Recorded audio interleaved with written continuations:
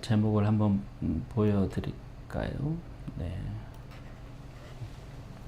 가장 내밀한 죄 라는 제목으로 마태복음 6장 1절부터 4절을 본문으로 말씀을 드리겠습니다.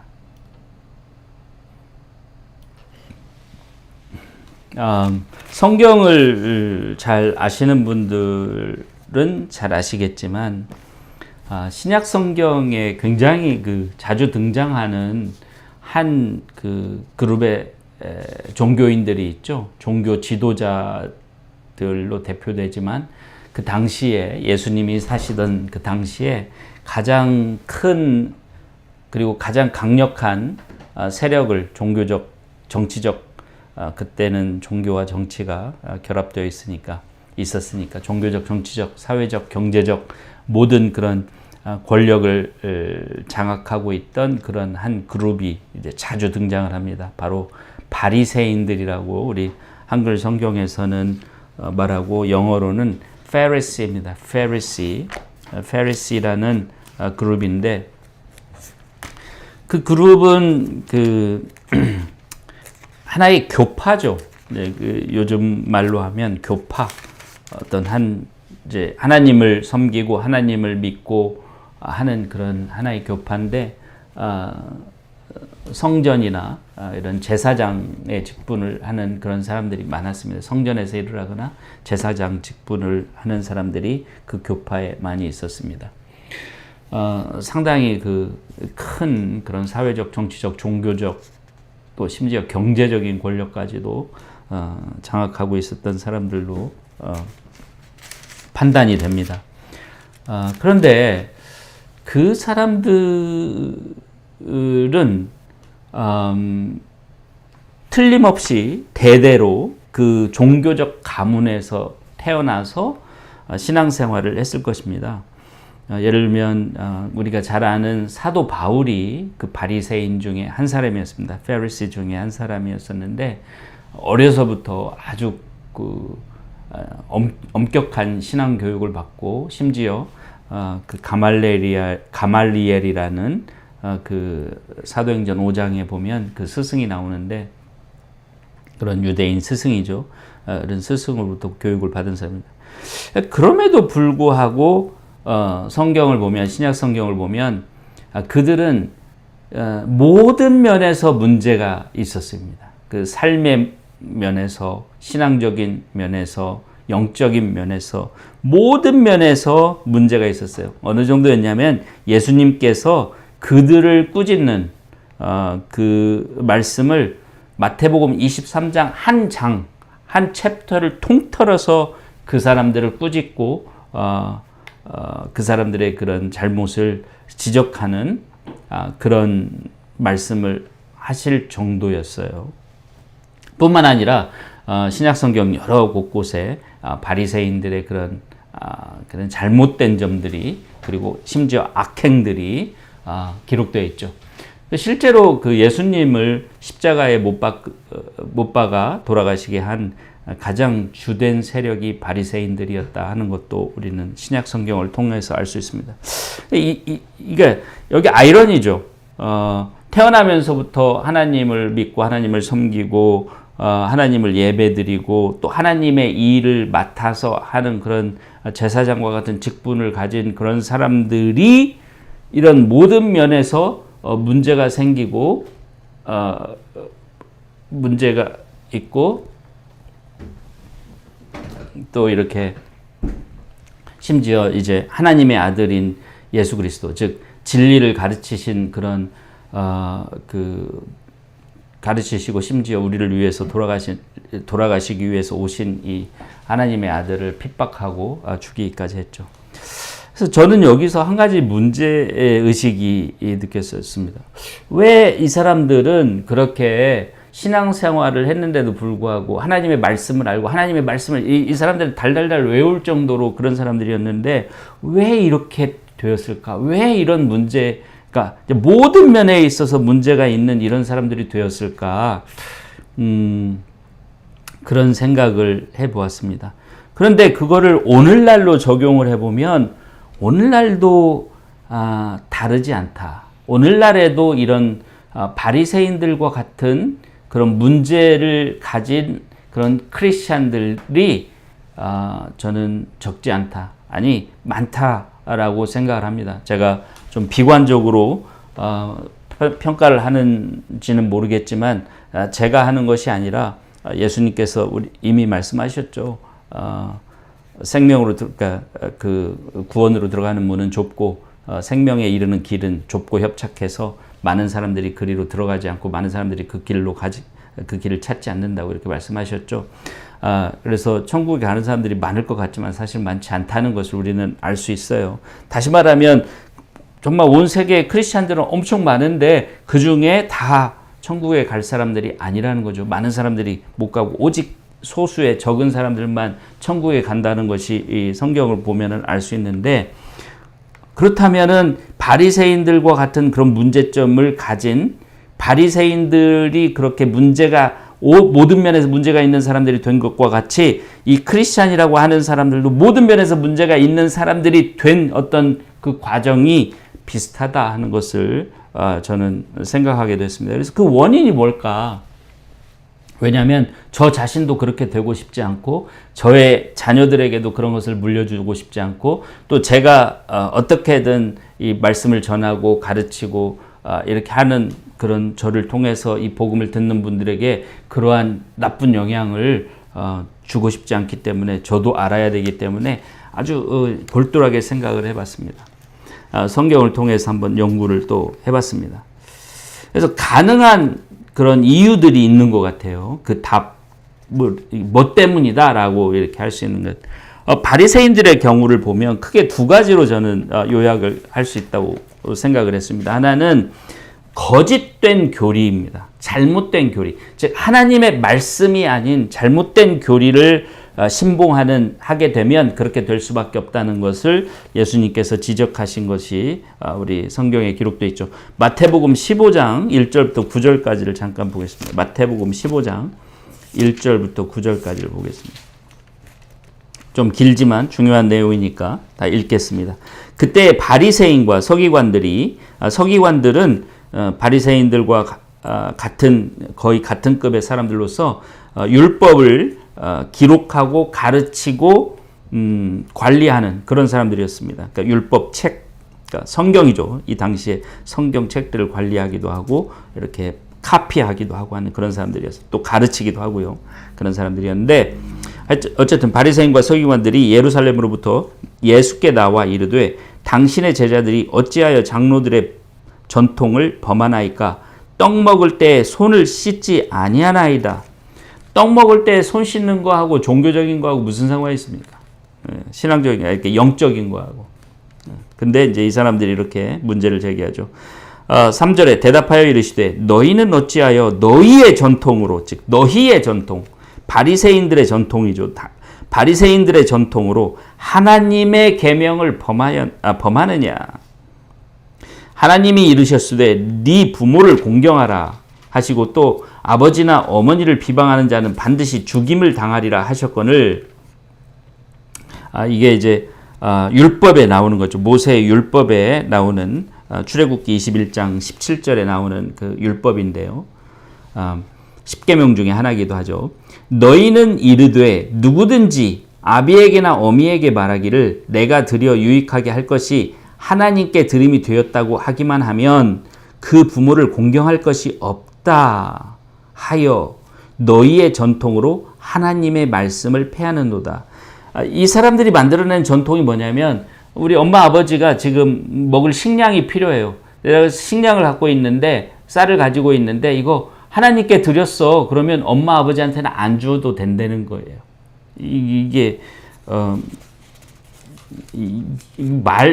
말이 안 되는데 이런 전통을 만들어서 이 하나님의 율법을 지키지 않아도 되는 익스큐즈를 만들어낸 거죠.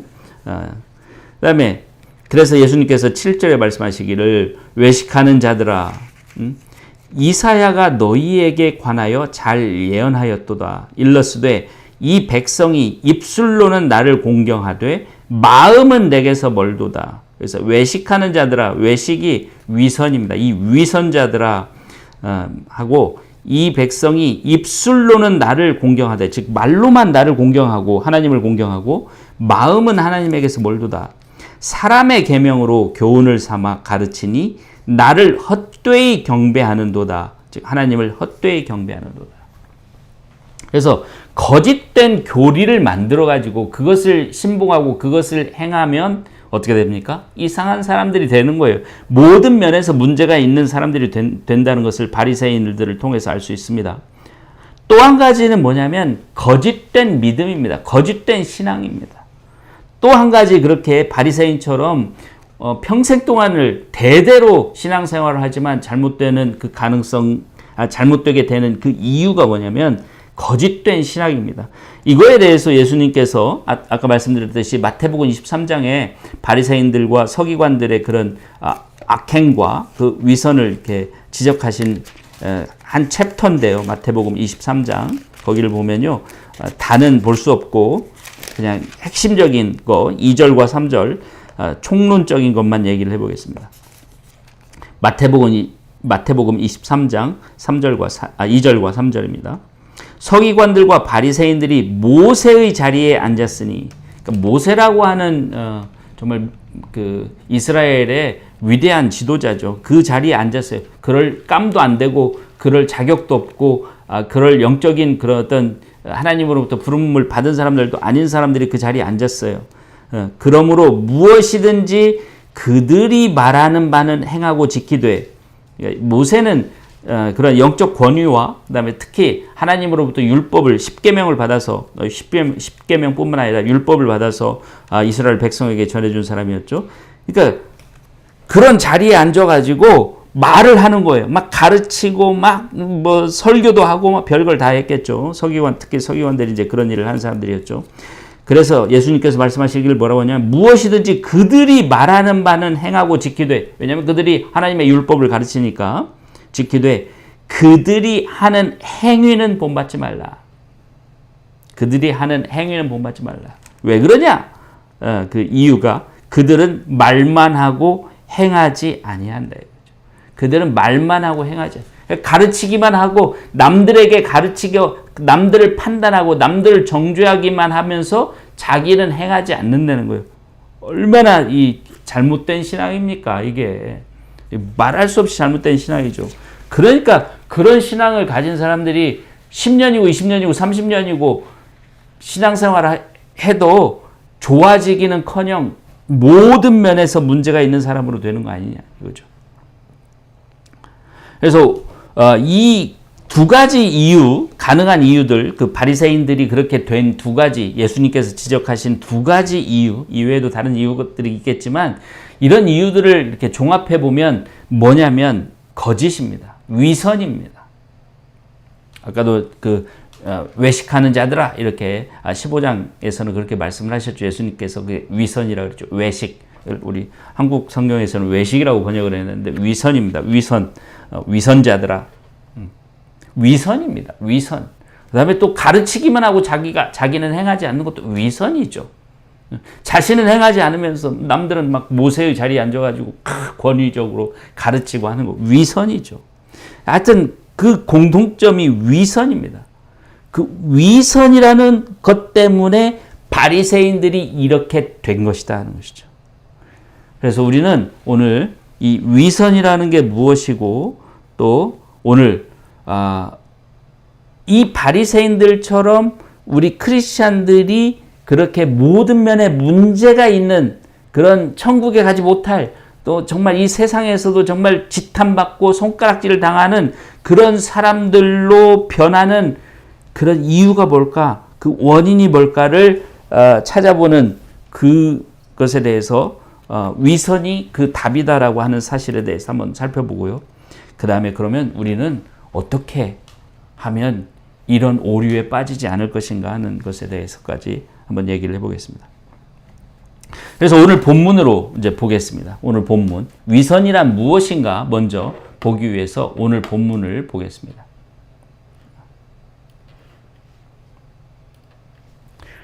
마태복음 6장 1절부터 4절까지인데요. 1절부터 보겠습니다. 사람에게 보이려고 그들 앞에서 너희 의를 행치 않도록 주의하라. 지금 예수님께서 마태복음 6장 1절부터 18절까지는 산상설교의 일부분인데요. 예수님께서 지금 너희들의 의를 행할 때 주의할 점이 뭐냐? 그러니까 의를 행한다는 게 뭐냐면 우리들이 어떤 신앙생활을 하는 거예요. 우리들의 어떤 신앙을 가지고 살아갈 때 주의할 점이 뭐냐를 말씀해 주시는 거예요. 근데 거기서 말씀하시기를 뭐냐면 사람에게 보이려고 그들 앞에서 너희 의를 행치 않도록 주의하라는 거예요. 그렇지 아니하면 하늘에 계신 너희 아버지께 상을 얻지 못하느니라. 그 결과가 하나님으로부터 상을 얻지 못해. 하나님이 주시는 상 중에 가장 중요한 상이 뭐예요? 구원이죠. 구원을 얻지 못해요. 이러면 뭐 다른 상은 말할 것도 없고 일단 구원을 받아야 하나님이 주시는 다른 상도 받을 텐데 구원을 받지 못하면 뭐 아무것도 의미가 없는 거죠. 그다음 2절에 그러므로 구제할 때 이제 구제라는 것은 다른 사람을 도와주는 거죠. 어려운 사람을 도와주는 것인데 이웃 돕기 같은 거 이런 뭔가 그 어떤 재물이나 이런 재능을 가지고 다른 사람 어려운 사람을 도와주는 걸 구제라고 하죠. 이때 외식하는 자가 여기서 외식은 또 위선이죠. 위선자가 사람에게 영광을 얻으려고 회당과 거리에서 하는 것 같이 너희 앞에 나팔을 불지 말라. 진실로 너희에게 이르노니 저희는 자기 상을 이미 받았느니라. 자, 1절과 2절에서 이 위선의 정의가 다 나왔다고 생각합니다. 여기서 위선의 정의가 다 나왔다고 생각합니다. 여기서 보면요. 첫째로 예수님께서 말씀하시는 게 뭐냐면 자신의 사적이고 이기적이고 악한 의도를 선한 행위로 위장하지 말라는 이런 말이죠. 따지고 보면 영어로 disguise 이게 뭐죠? 이렇게 가면을 쓰고 하는 거예요. 위선이라는 말이 그 성경 원어에는 뭘로 나와 있냐면 actor입니다. actor. 그러니까 배우라는 뜻이죠. 배우, 연극하는 사람, 영화 배우. 그러니까 실제 자신의 삶을 사는 것이 아니라 어떤 대본에 의해서 그냥 그것을 하는 사람이 이제 배우죠. 그런 사람이에요. 그러니까 이 사람은 뭐냐면 여기서 위선자는 뭐냐면 자신의 진짜 의도로서 그 행동을 하는 게 아니라 어떤 악한 의도를 이기적인 의도를 가지고 어떤 선한 행위처럼 보이는 행위를 하는 거예요. 그래서 예수님께서는 그러면 하나님으로부터 아무런 상이 없다 이렇게 말씀을 하시죠. 그러니까 2절은 뭐냐면 또 뭐라고 우리가 좀 더 구체적으로 알 수 있냐면 1절에서도 물론 사람에게 보이려고 뭐하려고 하면은 목적을 나타내는 말이죠. 그 다음에 2절에서도 사람에게 영광을 얻으려고 하는 거예요. 그래서 다시 말하면 어떤 의도를 갖고 있어요. 근데 그 선행이라고 하는 것은 본래 선행을 딱 봤을 때 사람이 어떤 그런 선행이라고 생각되는 행위를 봤을 때 저 선행은 어떤 의도로 되겠구나라고 전제하는 의도가 있죠. 예를 들어서 어떤 사람이 배고픈 사람에게 돈을 주거나 음식을 주면 저 사람이 저런 행위를 하는 것은 저 지금 배고프고 굶주린 사람을 참 불쌍히 여기고 도와주려고 하는 의도로 저런 행동을 하는구나라고 전제를 하죠. 의심하지 않죠. 그런데 이 사람들은요, 위선자들은 그걸 이용하는 거예요. 다시 말하면 이 사람들에겐 뭐가 있어요? 숨겨진 의도. 그러니까 그 선행이라고 하는 보통의 행위 속에 보통 전제되어 있는 그 의도 말고 그 사람들의 개인적인 이기적인 악한 의도가 숨겨져 있는 거예요. 그게 뭐냐면 1절에는 뭐뭐 하려고 사람에게 보이려고 과시하려고 하는 거죠. 사람들에게 칭찬받으려고 하는 거죠. 그 다음에 사람에게 영광을 얻으려고, 이게 마찬가지로 사람들로부터 어떤 칭찬을 받고 칭송을 받으려고 하는 것이죠. 그리고 또 한 가지는 위선이라고 하는 것에는 뭐냐면 여기 예수님께서 말씀하신 것은 뭐냐면 1절에서는 그들 앞에서, 즉 사람들 앞에서 뭔가를 행하는 거예요. 그 다음에 2절에서도 또 비슷하게 회당과 거리에서 공개된 장소죠. 회당과 거리, 회당은 요즘에 교회라고 생각하면 됩니다. 그런 여럿이 모여서 예배를 드리고 성경 공부도 하고 하는 그런 곳을 회당이라고 했었죠. 회당과 거리에서 공개된 장소에서 하는 것 같이 너희 앞에 나팔을 불지 말라. 나팔을 불지 말라는 것은, 나팔을 분다는 것은 막 광고를 하고 막 자랑을 하고, 야 내가 뭐 이렇게 하니까 나 좀 봐줘, 막 이렇게 이런 거를 얘기하는 거죠. 나팔을 불지 말라고 하는 것이죠. 그러면 여기서 위선의 정의를 이제 생각해 볼 수 있을 것 같습니다. 보이는 거는 선행이에요. 사람들에게 칭송을 받을 만한 행동입니다. 하나님께 상을 받을 만하다고 생각되는 그런 행동이 겉으로 보이는 거는. 그런데 위선의 핵심적인 것은 뭐냐면 그것을 행하는 의도, 그것을 행하는 그 목적이 뭐냐면 아까 뭐뭐 하려고라고 표현된 그게 뭐냐면 악한 거예요. 이기적인 거예요. 그 행위를 이용하는 겁니다. 그 사람들의 그 선한 행위를 보고 저 행위는 보통 그런 긍휼히 여기는 마음, 불쌍히 여기는 마음, 남을 도우려고 하는 사랑하는 마음, 이런 마음으로 하는 행위다라고 믿는 사람들의 그 마음을 이용하는, 그 사람들의 그런 그 상식을 이용하는 거예요. 악하게 자신의 이익을 위해서, 마치 정치인들이 어떤 선행을 베푸는 것처럼 하면서 결국은 표를 얻기 위해서 이런다, 이런 그런 정치인들도 많이 있다, 이렇게 얘기를 많이 하죠. 그래서 자신의 이기적 욕망을 채우기 위해서 자신을 드러내고 높일 목적으로 그 선행을 이용하는 거예요. 선행처럼 보이는 그 행위를 이용하는 거예요. 그게 위선입니다. 그래서 위선자, hypocrite, 영어로는 hypocrite인데, hypocrite은 그 원어로 거의 그리스어도 hypocrisis라는 거 거의 원어하고 똑같은데 배우라는 뜻입니다.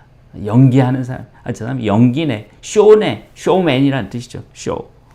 위선이라는 건 그렇습니다. 그래서 위선이라는 것을 한마디로 제가 정리를 해봤는데, 선행으로 보이는 행위로서 자신의 악한 목적을 이루려는 것이다.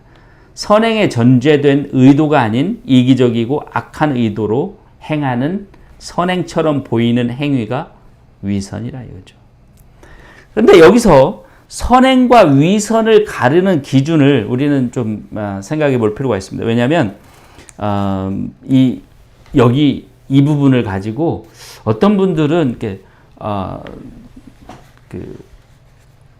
공중 여러 사람들이 보는 앞에서 하는 것은 다 위선적인 거 아니냐라는 조금 그런 위축된 생각을 하실 수도 있기 때문에 이건 분명히 해야 될 필요가 있는 것 같습니다. 그것을 행하는 방식이 위선이냐 아니냐를 결정하는 게 아닙니다. 예를 들면 교회에서 맨 앞에 나가서 대표로 기도를 하잖아요. 또는 목사들은 앞에서 설교를 하죠. 그렇다고 그게 다 위선이냐? 아니죠. 사람들이 보는 데서 하기 때문에 위선이 아니죠. 그 다음에 다 같이 모여서 예배를 드리면 다른 사람들이 보는 데서 예배를 드리니까 그 예배 드리는 사람 다 위선이겠네요? 그렇지 않습니다.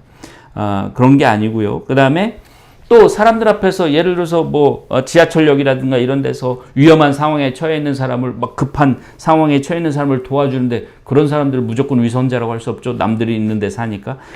사람들이 보는 앞에서 한다는 그 자체가 위선을 얘기하는 거 아니에요. 예수님께서도 여기서 1절에서 말씀하시기를 사람에게 보이려고라는 의도가 먼저 나오고 그 다음에 그들 앞에서 하는. 사람에게 보이려고 하니까 그들 앞에서 하는 거죠. 당연히. 사람에게 보이려고 하는 의도가 있기 때문에 그들 앞에서. 그러니까 이 위선자들은 사람들에게 보이려고, 사람들에게 자신을 알리려고 하는 거기 때문에 은밀하게 혼자서 하더라도 결국은 어떻게든 그걸 사진을 찍어서 알게 하든 비디오를 찍어서 알게 하든 알게 하는 거예요. 그래서 가장 중요한 위선과 진짜 선행과를 구별하는 것은 그 의도입니다. 의도. 그들에게 보이려고, 사람에게 영광을 얻으려고, 뭐뭐 하려고라고 여기 성경에 표현된 의도, 목적. 그것이 위선과 진짜 선행을 가리는 결정적인 기준이다 하는 것을 꼭 기억하시기 바랍니다. 그래서 위선이라고 하는 것은 뭐냐면 그 의도가 불순한 거예요. 의도가 악한 거예요. 그래서 제가 오늘 설교 제목을 가장 내밀한 죄라고 이렇게 말씀드린 이유가 바로 이겁니다. 가장 내밀한 죄라고, 사람이 의도라고 하는 건요, 사람의 생각 중에서도 가장 바닥에 해당하는 거예요. 사람의 생각 중에서도 가장 근원에 해당하는 거예요. 목적, 의도라고 하는 것은. 근데 그 목적이나 의도가 불순해. 목적이나 의도가 악해. 정말 내밀한 죄죠. 또 내밀한 죄라고 한 이유는, 제가 내밀한 죄라는 표현을 쓴 이유는 뭐냐면요, 선행으로 감춰요.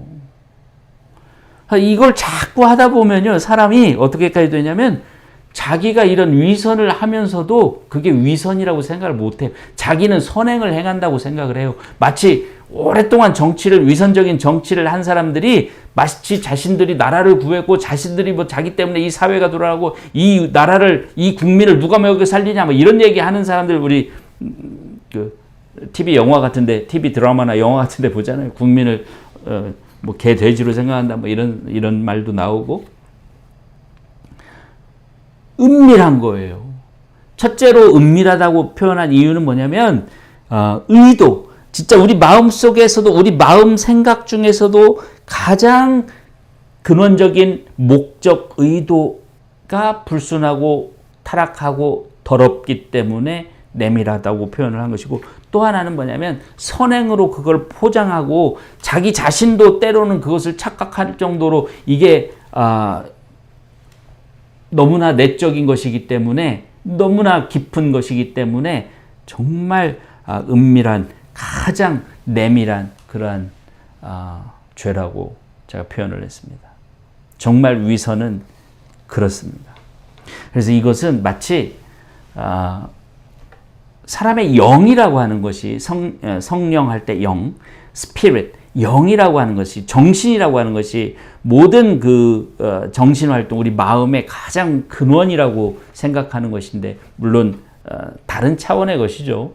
영적인 세상의 것을 우리는 영이라고 하고, 육적인 것에 있는 것을 생각이나 마음이라고 표현을 하기도 하죠. 물론 때로 성경은 영을 마음과 이렇게, 에베소서 4장 22절에서 24절까지 같은 경우는 그 비슷한 것으로 이렇게 묘사를 해서 쓰기도 하지만, 어쨌든 명확하게 구별을 해서 말을 하자면, 영이라고 하는 것은 영적인 것에 관한, 영적인 세계에 해당하는 것이고, 마음과 생각이라고 하는 것은 그것의 외연 또는 그것에 나타난 어떤 이 육적으로 나타나는 것이라고도 이렇게 표현할 수 있습니다. 어쨌든 가장 영적인 것과 근접하게 가까이 있는 게 바로 의도라고 하는 것이죠. 마음의 가장 깊은 곳에 있는 것이, 그것이 병들었으니까 어떻게 되겠어요?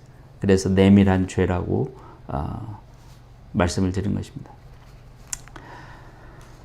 그러면 오늘 질문에 대한 답변으로서 이 위선이 그렇다. 위선 때문에 오랫동안 신앙생활을 하지만, 오랫동안 하나님을 섬기지만, 오랫동안 예배를 하지만, 오랫동안 믿음을 가지고 살지만, 결국은 모든 것이 다 병들고, 모든 것이 다 파괴되고, 모든 것이 파멸로 다 모든 면에서 문제가 있는 그런 사람으로 변한다. 한마디로 괴물이 되는 거죠. 괴물이 된다. 바리새인과 같은 괴물이 된다. 그런 것에 관해서 이제 위선이 그 답이다라는 측면을 가지고 한번 말씀을 드려보겠습니다. 그 원인이다 하는 것. 이것을 어떻게 설명할까를 생각하다가 누룩에 대한 예수님의 말씀이 생각이 났습니다. 누룩. 마태복음 16장 6절을 보면 바리새인들의 누룩을 조심하라, 이런 말씀을 뜬금없이 제자들에게 하십니다. 물론 뜬금없는 얘기는 아니죠. 컨텍스트, 그 문맥이 있어요. 근데 제자들이 무슨 말씀이죠? 우리가 빵을 안 가져와서, 먹을 것을 안 가져와서 저렇게 말씀하시는가? 그래서 예수님이 또 힐난을 하시죠. 그러니까 좀 질책을 하시죠. 야, 내가 빵 얘기를 하는 게 아니지 않느냐, 이렇게 얘기를 하시죠. 마태복음 16장 6절에 참고로 읽어보시기 바랍니다. 그래서 바리새인의 누룩을 조심하라고 하는 것은 바리새인들의 그 악한 영향을 조심하라. 바리새인들의 그 악을 배우지 말라는 뜻이죠. 악에 물들지 마. 그들의 악에 물들지 말라는 것이죠. 근데 바리새인들의 악 중에 하나가 제가 지금까지 말씀드린 게 뭐예요? 바로 위선이에요. 예수님께서 가장 직접적으로 가장 여러 번 바리새인들의 그 악으로 지적을 하신 게 뭐라고요? 위선이에요. 위선을 조심하라. 그러니까 위선을 조심하라는 말도 포함이 되는 거죠. 그리고 갈라디아서 5장 9절에 보면 상식이지만 제가 이제 굳이 성경에 이런 말이 인용이 되어 있다는 것을 말씀을 드려요. 상식적인 이 누룩이라고 하는 것은 보통 누룩 레븐, 영어로는 레븐인데 레븐 우리 흔히 빵을 만들 때 쓰는 누룩이 이스트죠. 그다음에 우리는 누룩이라고 우리 한국 전통적인 그런 이스트 밀가루를 부풀어 올리고 쌀을 부풀어 올리고 하는 그런 것들이 그다음에 막걸리를 그러니까 발효를 시키고 하는 것들이 이제 누룩인데 그 누룩이라고 하는 것의 특징은 뭐냐면요. 눈곱만큼만 그게 들어가도 시간이 얼마만큼 주어지느냐에 따라서 달라지긴 하지만 시간이 충분하다면 결국 그 밀가루를 전부 다 부풀립니다.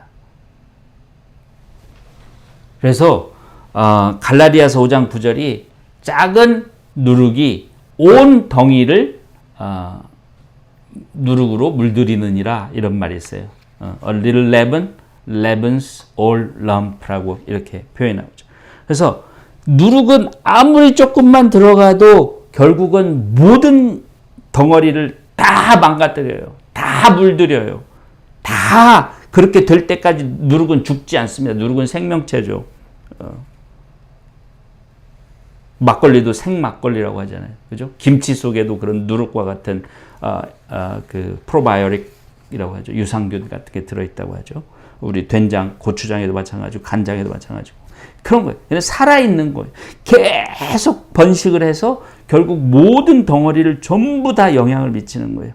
위선도 그렇다는 거예요. 위선도 그렇다는 거예요. 가장 내밀한 죄인 위선도 결국 그렇다는 거예요. 이 마치 뭐와 같으냐면 상수원이 오염된 어떤 도시와 같은 거예요. 상수원에 독이 퍼뜨려진 그런 도시. 어떻게 되겠습니까? 온 도시가 그 독에 중독이 되겠죠. 또 이건 뭐와 같으냐면 뿌리가 병든 나무와 같은 거예요.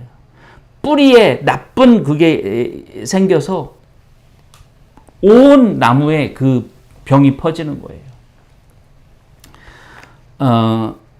암 중에는요, 혈액암이 있습니다. 혈액암이 있는데, 혈액암은 얼마 전에도 한 분이 그 혈액암에 걸려가지고, 얼마 안 돼서 돌아가셨다는 얘기를 들었는데, 혈액암은요, 피를 타고 온몸으로 돌아다니기 때문에 이걸 어떻게 할 수가 없어요. 사람이 피를 다 빼낼 수도 없고, 그 투석을 통해서 피를 이렇게 걸러내고 바꿔주고 할 수 있는 것도 한계가 있고, 너무너무 속도가 빠릅니다. 2, 3년 전에 그 혈액암이 걸린 어떤 분을 위해서 기도를 한 적이 있었는데, 결국 의사가 몇 달 뒤에 이렇게 돌아가실 거다 했는데, 정확히 그 시간이 되니까 돌아가시더라고요. 어떻게 손을 쓸 수 있는 방법이 없어요.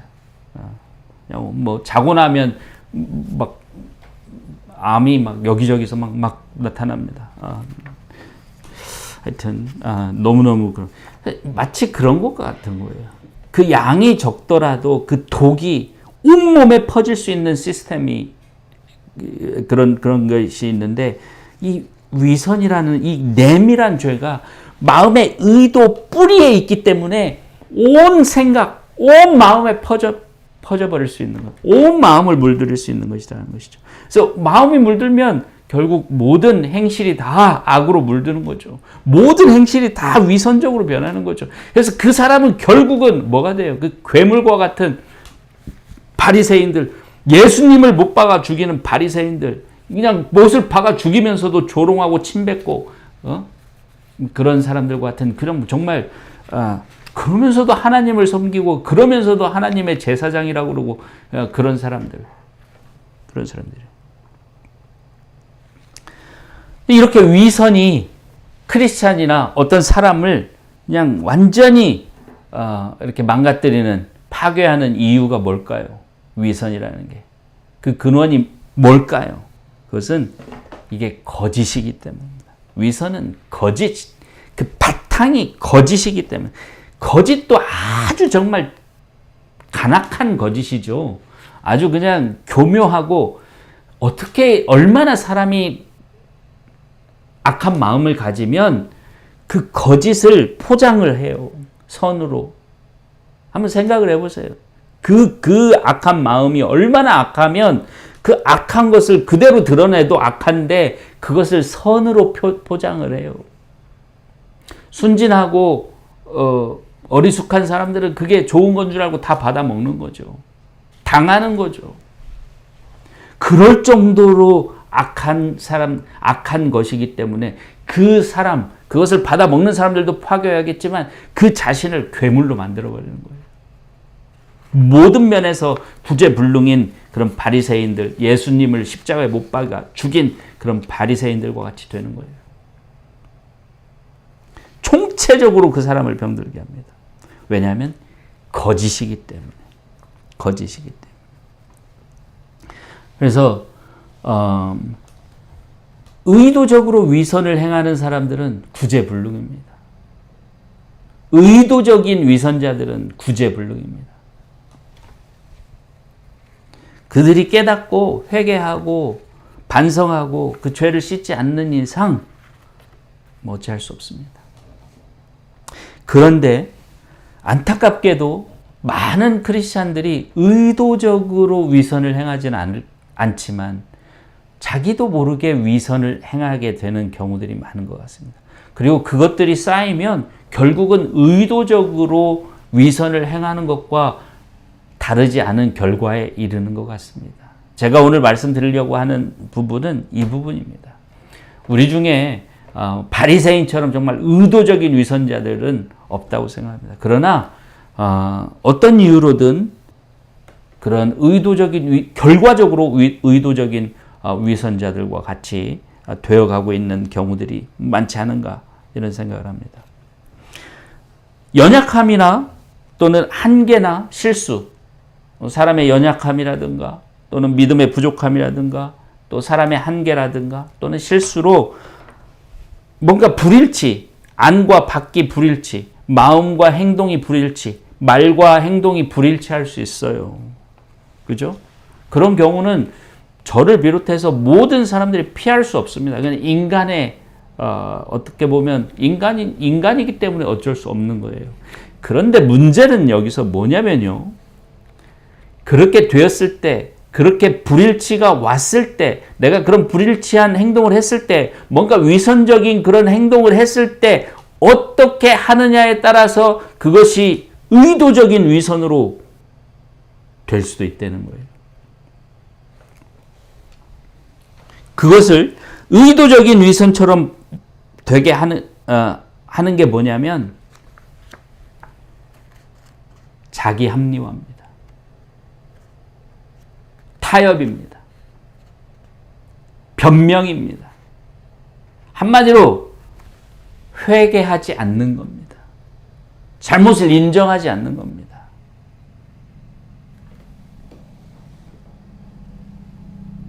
실수로 했는데, 연약함 때문에 했는데, 자신의 인간적 한계 때문에 했는데, 그것을 뻔뻔하게 그럴만도 해. 사람이 어쩔 수 없지. 나는 또 그러면 또 그런 상황이 되면 또 그렇게 할 거야. 자신의 잘못을 인정하지 않는 것만큼 한심한 게 없어요.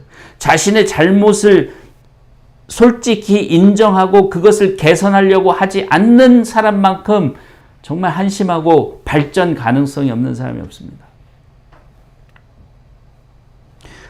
하나님께서는 회개하라는 말씀이 성경 전편에 그냥 회개하라. 회개가 뭐예요? 잘못을 인정하고 그 잘못으로부터 돌아서라는 거예요. 그리고 잘못으로 다시 돌아가지 않으려고 노력하라는 거예요. 심지어 성경에는 죄와 싸우되 피 흘리기까지 싸우라는 그런 말이 있을 정도입니다. 회개하지 않으면 그게 실수였어도, 회개하지 않으면 그게 자신의 연약함 때문에 어쩔 수 없이 그렇다 하더라도, 회개하지 않으면 그게 인간적인 한계 때문에, 믿음의 한계 때문에 그렇게 했다 하더라도 위선적인, 그러니까 의도적인 위선과 다를 바가 없어요. 결과적으로. 그래서 자신의 잘못을 회개하지 않고 자신을 정당화하고 핑계를 대고 뭡니까? 자신을 합리화하고 또 뭐예요? 변명을 하는, 잘못을 인정하지 않는 그런 크리스찬들의 모습 때문에, 그런 크리스찬들이 그런 점들 때문에 그들이 결국 바리새인들과 같은 의도적 위선자들과 같이 되어버리는 게 아니냐. 그렇게 되면요, 모든 것이 파괴됩니다. 한번 생각해 볼까요? 그런 위선이 어디서 나타나냐면, 불일치가 교회 안에서와 교회 밖에서 그런 불일치가 나타나요. 근데 그걸 자꾸 익스큐즈를 해요. 자꾸 변명을 해요. 자꾸 정당화를 해요. 뭐 다 그러지. 나만 그러냐? 저도 그러고 저도 그러죠. 우리 목사님도 그러고 뭐 장로님도 그러고 다 그러는데 뭐 나라고 별 수 있어. 나도 그래. 발전이 없어요. 그래서 결국 그런 사람들이 모이는 교회는 주님의 교회가 아니라, 예수 그리스도의 교회가 아니라 인간들의 그냥 소셜 클럽이 돼버리는 거예요. 그것도 악한 자들의 클럽이 되는 거예요. 제가 언젠가도 말씀드렸지만, 죄를 짓고도 죄의식을 느끼지 못하는 사람을 뭐라고 합니까? 사이코패스라고 하죠. 사이코패스들의 클럽이 되어버리는 거예요. 교회를 파괴합니다. 그 다음에 또 이 위선이, 불일치가 나타나는 경우가 또 어디예요? 가정에서요. 밖에서는 인자한 부장님, 과장님인데 집에 오면은 그냥 막 짜증내고 와이프한테 함부로 하고 그런 그냥 가부장적인 남편이에요. 그런 불일치가 있을 때 그걸 잘못을 인정하고 개선하려고 하지 않고 회개하지 않고 그걸 죄로 인식하지 않으면 어떻게 돼요? 바리새인과 같은 사람이 되는 거예요. 겉으로는 남들이 보이는 데서는 인자한 아버지처럼 인자한 부장님, 과장님이지만 남들이 보지 않는 우리 가족들만 연약한, 나보다 연약하다고 생각되는 아내나 자녀들 앞에서는 폭군과 같은, 정말 독재자와 같은 가정이 파괴됩니다. 그걸 보고 아이들이 뭘 배우겠어요? 그런 남편과 사는 아내가 행복하겠습니까? 무슨 죄입니까, 아내가?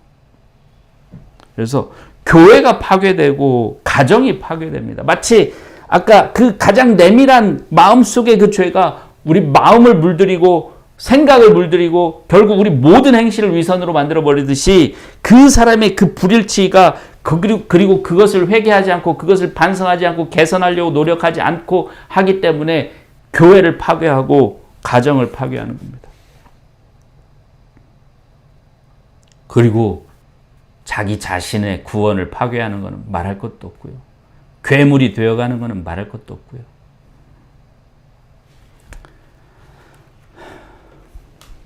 그래서 어떻게 해야겠습니까? 답은 간단하죠. 이게 의도적인 위선을 저질렀으면 말할 것도 없고, 내 삶에 어떤 불일치가 나타나면요, 무조건 회개해야 됩니다. 그 불일치를 부끄럽게 생각해야 돼요. 뭐 남들도 다 그러는데, 뭐 나는 사람인데,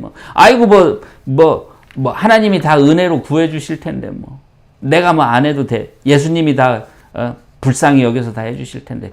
천만의 말씀이요. 자기가 노력할 때 더하여 주시는 게 은혜지. 그게 아니죠. 회개를 해야죠. 자신의 잘못을 인정하고 개선하려고 노력을 해야죠. 죄와 싸우되 피 흘리기까지 싸우지 아니하였느냐? 피 흘리기까지 싸우지는 않지 아니하였느냐? 피 흘리기까지 싸우라고 하시는 성경의 말씀이에요. 히브리서 12장 4절에. 그런데 불일치가 나타났는데 위선적인 것처럼 보이는 그런 게 나타났는데 그거를 심각하게 생각하지 않고 그것을 고치려고 노력하지 않아요? 해결 안 됩니다. 어떤 핑계를 대도 해결 안 됩니다. 교회에서건 가정에서건 아니면 자기 자신의 마음에서건 어디서건 안 됩니다. 매일매일 그것과 싸워야 됩니다. 매일매일 그것을 해결하려고 노력해야 됩니다. 10년이 걸려도 좋고 20년이 걸려도 좋고 노력해야 됩니다. 그 노력하는 마음을 하나님께서 긍휼히 여기셔서 거기에 은혜를 주시는 겁니다. 그걸 당연하게 생각하고 익스큐즈하고 정당화시키고 변명하고 노력은 하지 않고 거기에 하나님께서 무슨 은혜를 줘요.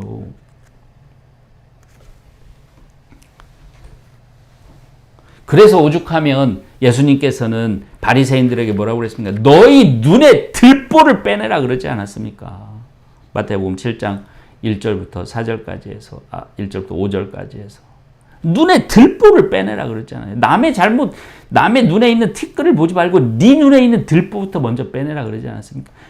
우리 자신 속에 있는 그 불일치와 안과 밖이 다른 것과 조금이라도 그런 위선적인 그런 모습이 있으면 무조건 회개하고 무조건 그것을 고치려고 노력해야 됩니다. 그래야지 우리는 괴물이 안 되는 겁니다. 그리고 회개한 뒤에는 어떻게 할 것이냐. 회개한 사람들에게 주는 말씀이기 때문에 이제 제가 그 성경 본문 나머지를 읽지 않았는데 잠깐만요. 여기 죄송합니다. 네. 보세요. 여기 3절과 4절을 보겠습니다. 3절과 4절. 이제 회개한 제자들에게 하시는 말씀이니까 너희는 구제할 때 오른손에 하는 것을 왼손이 모르게 하라. 은밀하게 하라. 근데 은밀하게 하라는 게 안 보이는 데서 하라는 게 아니라는 거 아까 말씀드렸죠. 의도를 말씀하는 남에게 보이려고 하지 말라는 거예요. 그래서 4절에 내 구제함이 은밀하게 하라. 은밀한 중에 보시는 너희 아버지가 갚으시리라. 상을 주라. 남이 안 알아줘도 상관없어요. 알아주고 안 알아주고 하나님만 아시면 된다는 마음으로 하면 돼. 하나님도 몰라도 돼요. 근데 하나님은 모르실 수가 없죠. 우리 머리카락까지도 다 세시는 분이신데. 그래서 이거를 잠깐 보겠습니다. 은밀하게 하라. 첫 번째 원칙이 은밀하게 하라는 거예요. 남에게 보이려고 하지 말라는 거예요. 의도가 불순해서는 안 된다는 겁니다. 여기서 보지 않는 데서 사람들이 없는 데서 하라는데 남들 많은 데서 해도 상관없어요. 근데 순수한 의도로 해야 된다는 거죠. 그런 말씀이고 또 한 가지 제가 중요한 원칙으로 제시하고 싶은 게 있습니다. 성경이 제시하는 원칙이라고 생각하는 게 있습니다. 그게 뭐냐면 이게 이제 우리 한국 분들 중에 이거를 많이 그냥 열심만 가지고 막 마치 나방이 불에 막 뛰어들듯이 자기가 감당하지도 못할 만큼 막 그냥 감당하지도 못할 텐데 그거를 막 하는 경우도 있어요. 저도 좀 그런 사람인데 그러다 보면은 결국 진짜 본래의 마음은 사라지고 그냥 억지로 어쩔 수 없이 하게 되는 그런 경우들이 있으니까 이 말씀을 드리는 겁니다. 그래서 뭐냐면 성경이 말씀하는 그런 중요한 원칙 중에 하나인데 자신이 기쁨으로 할 수 있는 만큼 해야 합니다. 자신이 기쁨으로 할 수 있는 만큼만 해도 충분합니다. 한번 볼까요? 고린도 후서, 물론 이것과 직접적인 말씀은 아니고 대부분 헌금에 관한 말씀인데 저는 그 속에서 그 원칙을 찾아볼 수 있다고 생각합니다. 고린도 후서 8장 12절 보겠습니다. 8장 12절. 고린도 후서 8장 12절.